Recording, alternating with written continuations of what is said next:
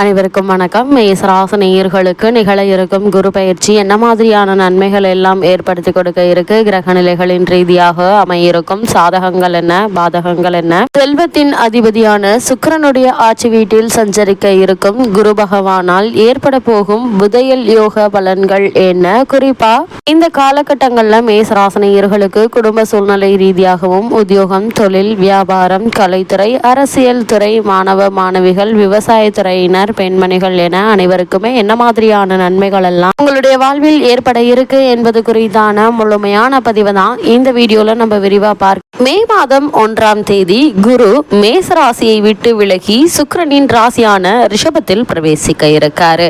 ரிஷப ராசிக்கு அதிபதியானவர் சுக்கிரன், குரு பகவானின் பகை கிரகம் ஆவாரு. அசுரர்களுக்கு ஆச்சாரியர் சுக்கிரன். தவ வலிமையில் குருவும் சுக்கிரனும் சமபலம் பெற்றவர்கள். தேவர்களுக்கு ஆச்சாரியன் குரு. பொன்னன், வியாழன், பிரகஸ்பதி, தேவகுரு என்ற பல பெயர்களால் பிரசித்தி பெற்றவர் குரு பகவான். தேவர்களுக்கும் இந்திரனுக்கும் ஆச்சாரியன் இவரே. அசுரர்களின் ஆச்சாரியரான சுக்கிரன் குரு பகவானுக்கு இணையான தவ வலிமை பெற்றவர். அசுரர்கள் இவரை தெய்வமென போற்றி வந்தனர். நீண்ட காலம் மிக கடுமையான தவமிருந்து மிருத சஞ்சீவினி என்ற மகா மந்திரத்தை கற்றுக்கொண்டார். பிறந்தவர்களை உயிர்ப்பிக்கும் சூட்சும சக்தி வாய்ந்த மந்திரம் இது. தேவர்களுக்கும் அசுரர்களுக்கும் அடிக்கடி போர் நடந்து வந்தன.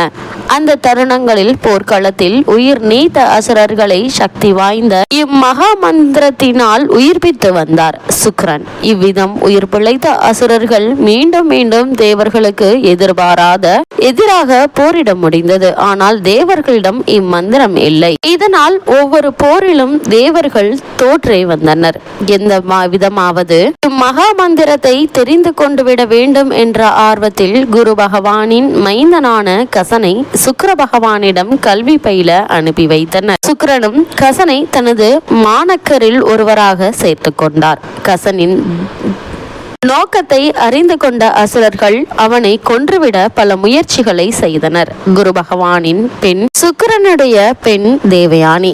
கசன் மீது மையல் கொண்ட காரணத்தால் தேவயானியின் உதவியால் சுக்கராச்சாரியாரிடமிருந்து மிருத சஞ்சீவினி எனும் மகா மந்திரத்தை கற்றுக்கொண்டான் கசன். இம்மகா மந்திரம் இறந்தவர்களை உயிர்ப்பிக்கும் சக்தி வாய்ந்தது. ஒவ்வொரு முறையும் தேவயானி கசனை காப்பாற்றி வந்தாள். இதனை அறிந்த அசுரர்கள் கசனை ரகசியமாக ஒன்று எரித்து அந்த சாம்பலை சுக்கராச்சாரியார் அறியாமல் சோமபானத்தில் கலந்து கொடுத்துவிட அவரும் அருந்துவிட்டார். மீண்டும் தேவயானியின் முயற்சியினால் கசன் உயிருடன் சுக்கராச்சாரியாரின் வயிற்றை பிளந்து வெளிவந்து சுக்கிரனையும் உயிர்ப்பித்தான். பின்பு தேவயானி தன்னை திருமணம் செய்து கொள்ளும்படி வற்புறுத்தியும் கூட குருவின் மகள் தனது சகோதரிக்கு சமம் என கூறி மௌனம் மன உறுதியுடன் மறுத்து தேவ உலகிற்கு சென்று விட்டான். இதனால் சீற்றமடைந்த தேவயானி கசன் கற்றுக்கொண்ட மிருத சஞ்சீவினி மந்திரம் அவன் மனதிலிருந்து மறந்துவிடும்படி சாபமிட்டாள். குரு பகவானின் தவ வலிமை பற்றி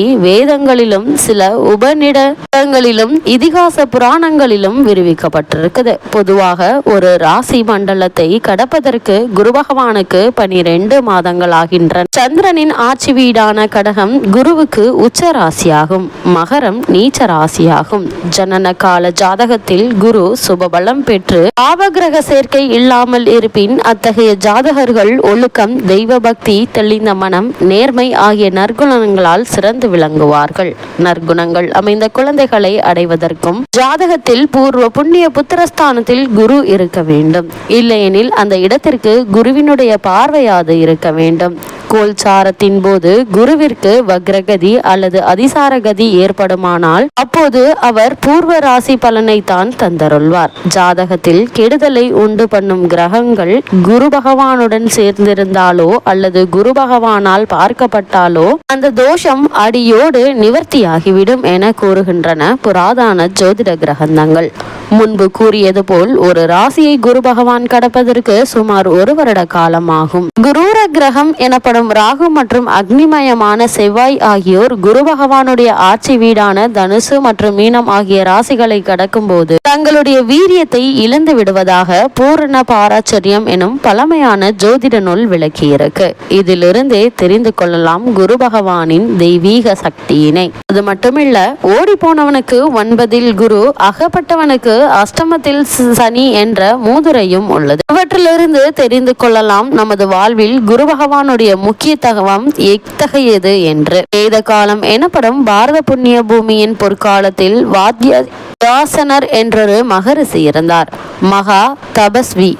அவரது பிரசித்தி பெற்ற காமசாஸ்திரம் என்னும் நூலில் ஆண் குழந்தை வேண்டும் என ஆசைப்படும் தம்பதியினர் குருபலம் நிரம்ப பெற்றுள்ள தின வேளையில் பெண் குழந்தை வேண்டும் என விருப்பப்படுபவர்கள் கணவன் மனைவியர் சுக்கிரன் சுபபலம் பெற்று திகழும் தின நேரத்தில் சேர வேண்டுமாம் என கூறியிருக்கிறார். அந்த அளவிற்கு சென்ற காலத்தில் ஜோதிடம் எனும் மகத்தான வானியல் கலை நம் வாழ்வோடு பிணைந்திருக்கிறது.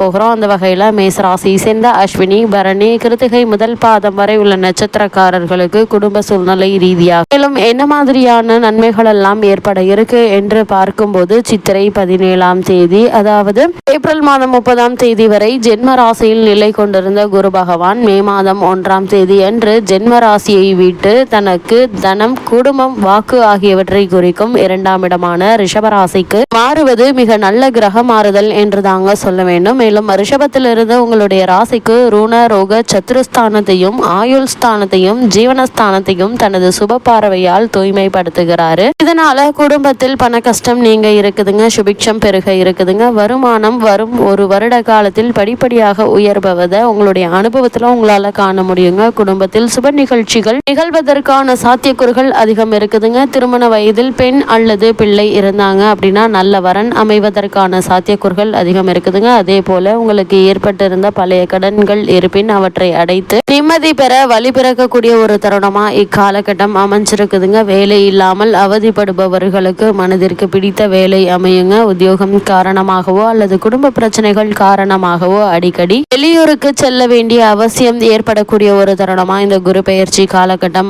இருக்குதுங்க. அதே போல உத்தியோகஸ்தர்களை பொறுத்த வரைக்கும் உத்தியோகத்திற்கு அதிகாரம் படைத்த சனி பகவான் உங்களுடைய ராசிக்கு லாபஸ்தானமாகிய கும்பராசியில் சஞ்சரிக்கும் நிலையில குரு பகவான் தனஸ்தானத்திற்கு மாறி இருப்பது மிக நல்ல எதிர்காலத்தை எடுத்து காட்டுதுங்க. அது மட்டும் இல்லாம ஜீவனஸ்தானத்திற்கு குருவினுடைய சுப பார்வையும் கிடைப்பது ஒரு வருட காலத்திற்கு உத்தியோகத்தில் பல நன்மைகள் ஏற்பட இருப்பதை தெளிவுபடுத்துதுங்க. மேலதிகாரிகள் உங்களை மரியாதையுடன் நடத்துவாங்க. சக ஊழியர்களுடைய ஒத்துழைப்பு உங்களுக்கு கிடைக்க இருக்குதுங்க. எந்தவித கவலையும் இல்லாமல் பணிகள்ல உங்களுடைய கவனத்தை முழுமையாக செலுத்த முடியுங்க. அதே போல மேசராசியை சேர்ந்தவர்கள் குறிப்பாக உத்தியோகஸ்தர்கள் வெளிநாடுகளில் பணியாற்றி வரும் மேசராசினருக்கு புதிய சலுகைகள், ஊதிய உயர்வு கிடைக்க இருக்குதுங்க. இதனை அனுபவத்துல உங்களால காண முடியுங்க. வெளிநாடு சென்று பணியாற்ற வேண்டும் என்ற விருப்பம் இருந்துச்சு அப்படின்னா அதற்கான முயற்சிகளை தற்போது நீங்கள் தாராளமாக மேற்கொள்ளலாங்க. சிறு முயற்சியிலேயே நல்ல ஒரு நிறுவனத்தில் உங்களுடைய மனதிற்கு பிடித்த வேலை கிடைக்க இருக்கு என்பதை கிரக நிலைகள் உங்களுக்கு உறுதியளிக்குது. மேசராசி சேர்ந்த தொழில் மற்றும் வியாபாரம் செய்பவர்களை பொறுத்த வரைக்கும் தொழில் ஸ்தானத்தை குரு பார்வை ஏற்படுவதால வரும் ஒரு வருட காலத்திற்கு வியாபார அபிவிருத்தியும் லாபமும் கிடைக்க இருக்குதுங்க. சக கூட்டாளிகளுடைய ஒத்துழைப்பும் உதவியும் நிர்வாக மேன்மைக்கு ஆதாரமா இருக்குதுங்க. புதிய விற்பனை நிலையங்கள் திறப்பதற்கு ஏற்ற ஒரு காலகட்டமா இந்த குரு பெயர்ச்சி காலகட்டம் அமைஞ்சிருக்குது என்பதை கிரகங்களுடைய சஞ்சார நிலைகள் தெளிவாகவும் உறுதியாகவும் எடுத்து காட்டுதுங்க. அதே போல மேச ராசியை சேர்ந்த மாணவ மாணவியருக்கு குரு பகவானுடைய இந்த சஞ்சாரம் மாதிரியான நன்மைகளை ஏற்படுத்த இருக்கு என்று பார்க்கும்போது கல்வித்துறைக்கு அதிபத்தியம் கொண்ட கிரகங்கள் குருவும் ஒன்றுங்க. கிரகிப்பு திறன், நினைவாற்றல் ஆகியவை அதிகரிக்குங்க. கல்வித்துறைக்கு குரு பகவானுக்கும் நெருங்கிய தொடர்பு உண்டுங்க. நல்ல நண்பர்களுடன் சேர்க்கை, திறமை வாய்ந்த ஆசிரியர்கள், பெருமக்கள், மாணவ மாணவியர் மீது அன்பும் அக்கறையும் கொண்ட ஆசிரியர்கள் ஆகியோர் கிடைப்பதற்கு முற்பிறவியில் மகத்தான புண்ணியம் செய்திருக்க வேண்டுங்க. விவசாயத்துறையினரை பொறுத்த வரைக்கும் இந்த காலகட்டங்களில் குரு செவ்வாய் இணைந்து அளிக்கும் யோகத்திற்கு குரு மங்கள யோகம் என்று பெயருங்க. செவ்வாய் மற்றும் குரு ஆகியோர் நட்பு கிரகங்களாகும். அதனால் வரும் ஓராண்டில் நல்ல விளைச்சலும் வருமானமும் கிடைக்கக்கூடிய ஒரு தருணமா இக்காலகட்டம் அமைஞ்சிருக்குது. பெண்மணிகளை பொறுத்த வரைக்கும் இந்த காலகட்டங்கள்ல நன்மைகளுக்கு பொறுப்பேற்றுள்ள கிரகங்கள் இரண்டுங்க. அவை முறையே குருவும் சுக்கிரனும் ஆவார். மனைவியை புரிந்து கொண்டு அனுசரணையாக வைத்துக் கொள்ளுங்க. அன்பான கணவர் கிடைக்க செய்வாருங்க குரு பகவான். மேசராசினியர்களுக்கு கிரக நிலைகளின் ரீதியாக கூறப்படும் பரிகாரம் என்ன என்று பார்க்கும்போது வியாழக்கிழமைகள்ல மாலையில் தவறாமல் நெய் தீபம் ஏற்ற வைத்து குரு பகவானை பூஜித்து வாங்க. எண்ணற்ற நன்மைகள் உங்களுடைய வாழ்வில் ஏற்படும்.